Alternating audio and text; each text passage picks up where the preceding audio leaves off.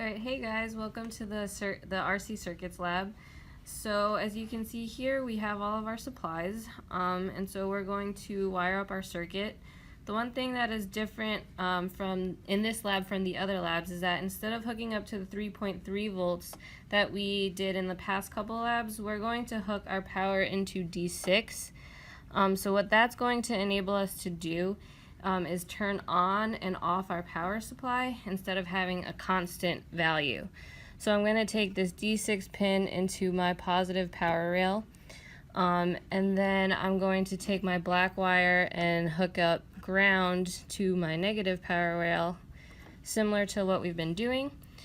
And so what we'll do is use our 10K resistor, plug that into the positive power rail, and then hook that into any one of these rows. So in my case, I have it in A13.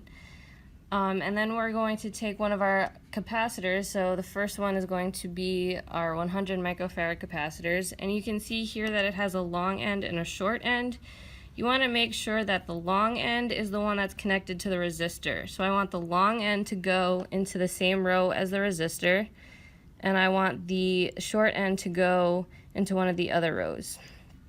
So I'm plugging the short end into 19 in this case. Then I'm going to take another short wire and I'm going to hook up the short end of the capacitor into the ground power rail. So this is going to be the first setup. So when we take our measurement, we are going to take another wire, plug it into A7, and hook that into the same row that your resistor and your capacitor is in. So I'm going to put it in there, and from there you'll be able to take your measurement.